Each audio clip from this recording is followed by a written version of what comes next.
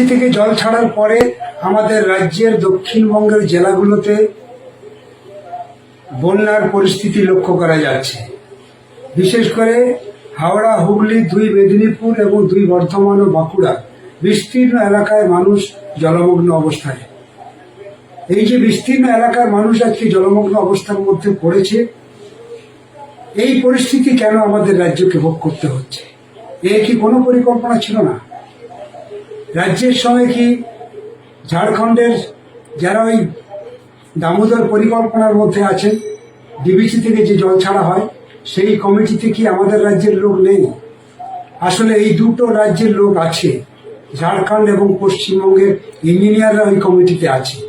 জল ছাড়ার আগে এই ইঞ্জিনিয়ারদের নিয়ে মিটিং হয়। সেই মিটিংয়ে দীর্ঘ আলোচনা হয় কত জল ছাড়া হবে। এবার আলোচনায় এসেছিল 2,57,000 কিউসিক জল ছাড়া হবে। মুখ্যমন্ত্রী এখন বলছেন যে 3 লক্ষের বেশি কিউসিক জল ছাড়া হয়েছে। মুখ্যমন্ত্রী অসত্য কথা বলছেন। আসল কথাটা হচ্ছে, আমাদের রাজ্যের মুখ্যমন্ত্রী তার সেচ দপ্তরের পরিকল্পনা নেই কেন? জল তো ছাড়া হবে, দামোদরের জল তো আটকে রাখা যাবে না। কারণ জল যখন ছাড়া হবে, তোমার এলাকায় যে জলটা ঢুকবে, সেই এলাকা কোন কোন জেলা দিয়ে যাবে, সেই জেলায় নিচু এলাকা কোথায় আছে, তার কোথায় পরিকল্পনা? সেই লোকগুলোকে কোথায় নিয়ে যাওয়া হবে? সেই লোকগুলোকে কোথায় রাখা হবে? তার সম্পদগুলো কোথায় হবে?